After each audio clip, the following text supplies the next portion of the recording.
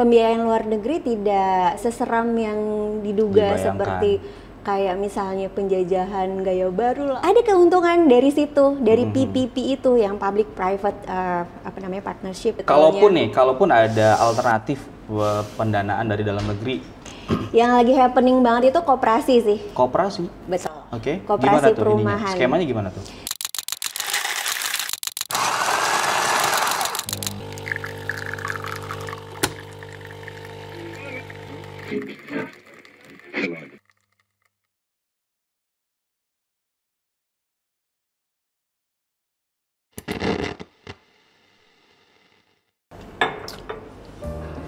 Halo sahabat Gelora, kembali lagi di Cerita Kopi.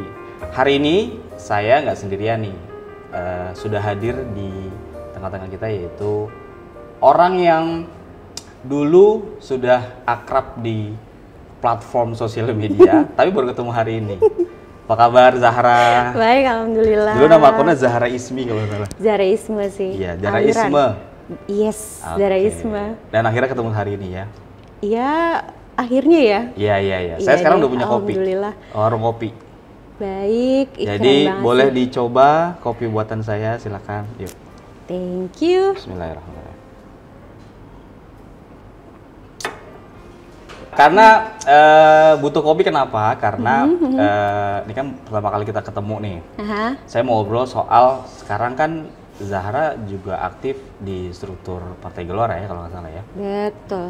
Dari Koordinator kebijakan publik. bidangnya ekonomi pembangunan. Betul. Oke, betul. dan ya berarti kita ngobrol banyak soal ekonomi lah ya kurang lebih. Yes. Memang foknya di situ ya? Iya. Berapa tahun kuliah waktu itu? Kalau Sekarang S2 kalau nggak salah denger ya? Lagi ngambil S2? Dengar dari siapa? Ada lah selentingan. Iya, tapi Benar kan? benar. S2, oke. Nah, di kebijakan publik, Korbit kebijakan publik, bidangnya pembangunan, ekonomi pembangunan. Ya. Sebelumnya saya mau tanya soal kok bisa di kebijakan publik. Memang ini jatuhnya peminatannya Zahra pengen masuk di bidang Korbit itu atau memang gimana? Proses ininya lah, rekrutmennya itu gimana? Ketika ditawarin, lu mau nggak Ra? Gitu kan, di ekonomi pembangunan. Oke. Kebetulan sesuai sama bidang yang sedang saya pelajari gitu, Oke. Mas Fatih. Oke. Bidangnya apa? Di kuliah Ekonomi masa sekarang? pembangunan. Oh, sesuai berarti ya. Sesuai. Kalau dalam pemikiran Zahra nih, dari ekonomi kemudian kita bahas soal nantinya lebih jauh soal pembangunan rumah dan segala macam. Step by stepnya gimana, Ra? Ya, jadi di koordinator kebijakan publik itu yang dipimpin sama Ibu Sarah. Oke. Memang itu kita punya bidang-bidang yang lain, tidak hanya ekonomi pembangunan. Misalnya kok tentang kebijakan politik, kebijakan hukum, lalu ada kebijakan pendidikan, gitu kan. Nah, di situ kami bersama-sama untuk attach dengan isu yang ada, agar isu tersebut bisa kita respon dengan analisa-analisa kita, dan analisa-analisa itu juga akan kita sampaikan kepada internal partai dulu. Gitu. Ke DPP berarti? Iya, betul, ke DPP. Nah, seperti misalnya pada saat Trump pertama kali ya melakukan kenaikan tarif. Gitu, kami dengan cepat untuk membuat sebuah analisa, dan itu memang dipimpin oleh bidang ekonomi pembangunan. Lalu kita lalu analisa itu juga kita sampaikan kepada DPP. DPP juga akan membaca dan memprosesnya, sehingga nanti dari situ baru itu dikeluarkan atas nama partai. Oh, oke. Kasih input ya ke DPP. Betul. Ya. Seperti itu sih cara kerja kita, ekosistem kita, Mas Fatih. Berarti kalau ini kan modelnya by issue atau memang ada create issue kan? Kalau itu kan by issue tadi tuh, adanya perang tarif dan segala macam tadi dijadikan bahan buat analisa tadi kan. Nah, ada nggak create issue yang memang dikeluarkan pure dari teman-teman kebijakan publik khususnya di ekonomi pembangunan gitu?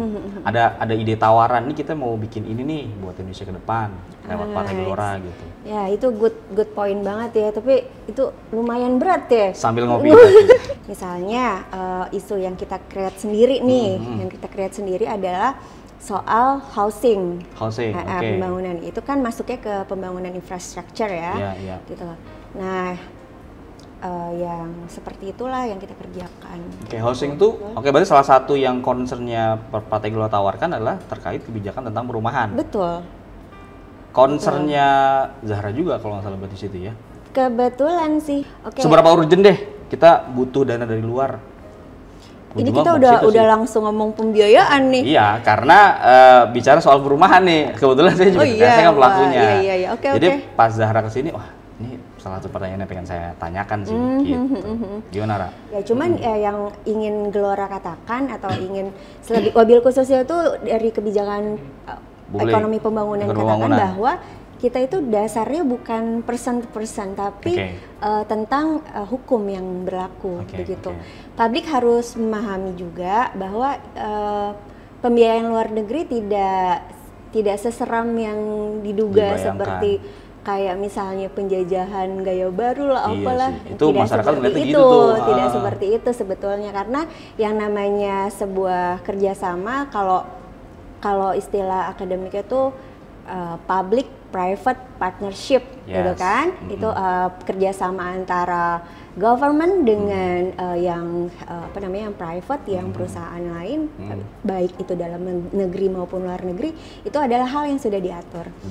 Kalau di pemerintah itu ada namanya KPBU dan lain-lain. KPBU istilahnya. Nah, ada keuntungan dari situ, dari PPP itu yang public private partnership. Bagaimana teknologi kita akan dibantu begitu. Bagaimana tentang efisiensi dan sebagainya. Dan government bertugas untuk kalau konteksnya perumahan adalah pembebasan lahan gitu kan. Ini kan ngomongin infrastruktur kayak gitu kan. Nah, itu tuh yang seperti itu adalah hal yang sangat normal gitu dan diatur dalam undang-undang. Soalnya ngeliatnya kan publik ngeliatnya wah ngutang lagi nih gitu kan, mikirnya gitu aja secara simpelnya publik kan. Betul. Jadi istilah kata tuh yang penting government juga cuan. Gitu. Ya. Government cuan dan masalah teratasi. Kayak gitu sih sebetulnya. Kalaupun ada alternatif pendanaan dari dalam negeri, Zara punya pandangan lain nggak? Alternatif yang bisa dimaksimalkan oleh pemerintah nih sebenarnya. Ini ada kok pos-pos yang bisa digunakan sebagai pendanaan dalam negeri nih buat hal perumahan deh secara khusus. Iya. Yang lagi happening banget itu koperasi sih. Koperasi? Betul. Koperasi gimana perumahan. Skemanya gimana tuh? Sebenarnya itu sudah bukan hal yang baru soal koperasi perumahan ya. Iya betul. Itu digagas itu oleh Pak Sumitro dan Pak Margono dan implementasinya yang sangat terkenal berhasil sekali itu adalah dinamakan Yayasan Kas Surabaya. Yayasan Kas Surabaya. Nah, itu mereka masyarakat warga itu bergotong royong, dia menghimpun dana, lalu dana tersebut bergantian dipakai untuk membangun rumah dan itu berhasil. Jadi kalau misalnya Mas Fatih mau lebih dalam tentang Yayasan Kas Surabaya sebagai wujud implementasi dari koperasi itu yang pemikiran Sumitro dan Margono, bisa dipelajari yang sekarang itu ada namanya Pak Marco. Pak Marco itu nama apa? Kebijakan itu dia yang banyak dicari tentang koperasi perumahan itu.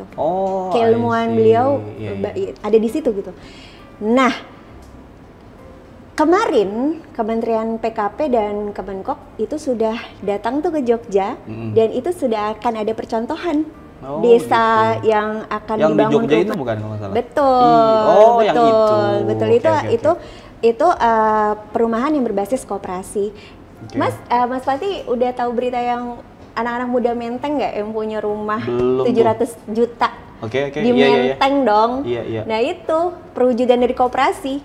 Wah, jadi ngebantu banget ya. Betul. Khususnya buat gen milenial sama Gen Z nih untuk punya rumah. Karena itu ya walaupun ini kayaknya kita bisa bahas di yang lebih spesifik lagi nanti ke depannya. Tapi paling tidak udah ada gambaran nih sekarang. Sahabat Gelora dan publik masyarakat udah bisa gambaran bahwasanya Gelora punya ide loh buat bicara ekonomi pembangunan di Indonesia. Salah satu tawarnya tadi ya platform mendukung apa bahasanya analisa-analisa yang udah dibuat oleh bidangnya Zahra untuk diajukan ke DPP untuk ditawarkan ke pemerintah tadinya kan? Ditawarkan pemerintah atau memberikan masukan kritik dan sebagainya itu juga diperlukan. nggak ngerti tuh, Ra, kritik-kritik maksudnya juga. Kritik adalah Anda itu harus bicara sesuai dengan data. Kalau misalnya memang datanya tidak memungkinkan, Anda bilang ini nggak bisa gitu. Itu sesuai dengan analisa. Jadi kalau misalnya tidak mengukur dengan kajian yang mendalam dan tidak bicara dengan data, itu berbahaya.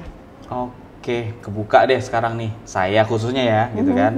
Jadi nanti rencananya saya tuh selain bisnis kopi, saya membuka proyek perumahan juga. Makanya nanya-nanya gitu. Oke Zara, thank you banget. Terima kasih atas waktunya. Sama-sama, mungkin nanti kita bisa lanjut lagi diskusinya next di cerita kopi lagi. Ya, terima kasih Zara. Sama-sama Mas Fatih. Demikian sahabat Gelora, cerita kopi hari ini. Sekian.